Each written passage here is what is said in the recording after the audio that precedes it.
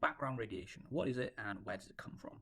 So background radiation is the low level of radiation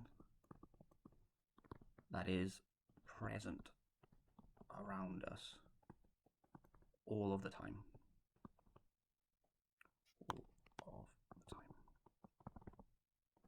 So this is a low level. Our bodies have evolved to deal with this over millions of years of human evolution. So it's not doing us harm unless there is a problem.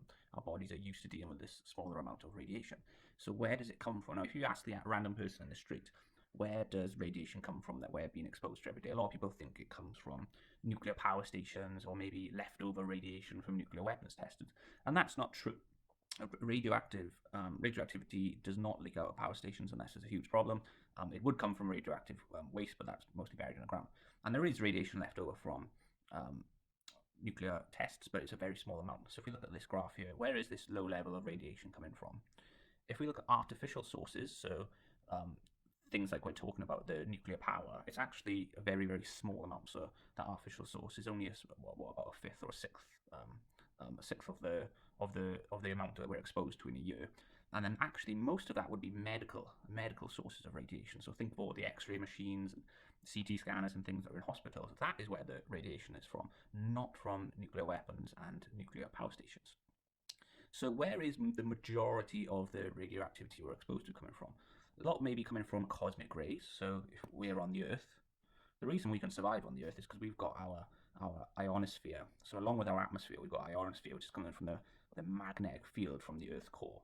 And that magnetic field is very important for us because if we've got the sun, as well as visible light coming from the sun, there's lots of other types of radiation, lots of other electromagnetic waves. So there's lots of X-rays and gamma rays coming from the sun as well. However, they aren't getting through our ionosphere mostly. Okay, so that's why if you go onto Mars or onto the moon, astronauts, if we ever got to Mars, the problem would be we'd have to build something to protect astronauts, okay? And astronauts who do go into space and go onto the International Space Station, I think, because they're outside of this protective layer of the Earth, they are being exposed to more cosmic rays. And they have to be tested for cancer for the rest of their lives. They have checkups every year to keep an eye out for, because they're at slightly increased risk of cancer. So some of this cosmic rays still gets through this ionosphere, and that is what is giving us that low level of background radiation. And now this is why you may read, they sometimes mention this in exam questions, that pilots get exposed on average to more cosmic rays, because obviously they're higher up in altitude when they're flying around, so they've got less protection from the Earth's atmosphere and ionosphere, so they're getting exposed to a little bit more radiation.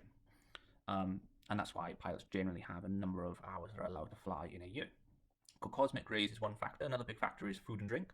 So things like the main example is bananas, but it would be any food really that have, think of the chemicals in foods. Like the bananas are known for carrying lots of potassium, can be good for you because they have lots of potassium, but that potassium will undergo beta decay, and that beta decay would be in your body. Now that does not mean they're bad for you. You would need to eat, so you could probably work it out, but it would be thousands upon thousands of bananas within a day to give yourself radiation poisoning. Okay, but it is true that they have radiation alarms in docks to look for smuggling of nuclear weapons and things, and they have to check these alarms are so sensitive that they would be set off by having a cargo of bananas supposedly.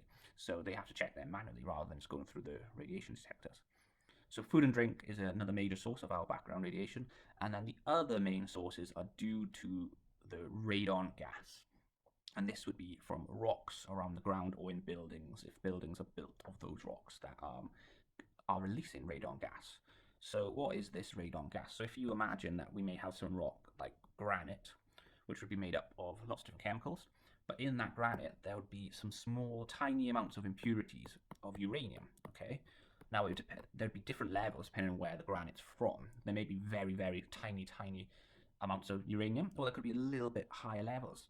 Now that uranium would undergo radioactive decay, okay, and it would eventually release radon gas. So it's called a decay chain. You don't need to know it in this detail for GCSE, but just out of interest, you'd start with the uranium, and it ends up going through alpha decay. You end up with radon.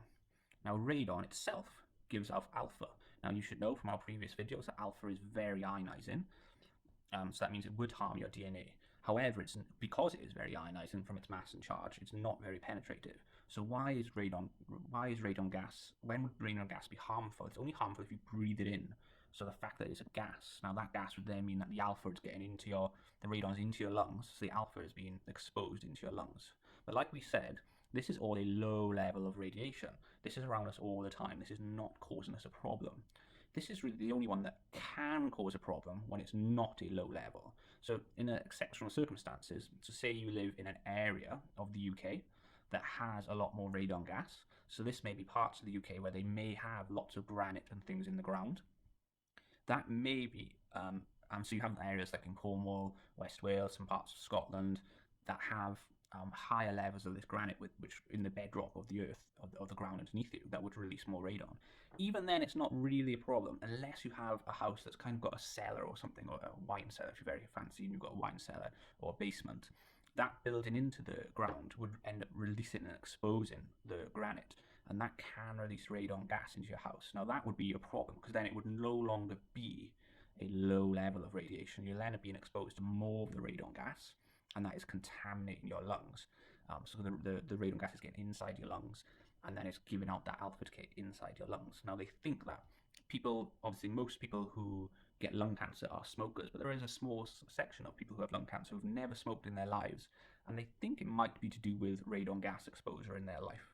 We're not more aware of this now, so if you ever buy a house in places like West Wales and Cornwall, especially if you've got a basement or a wine cellar or something, usually when you buy the house, they actually check it for radon gas to make sure there's not safe levels. So background radiation is the low level of radiation all the time, that's around us all the time. It's only when there's a special circumstance like this where it would no longer be a low level and then may end up being a problem. And it's exposed through these factors that we have discussed.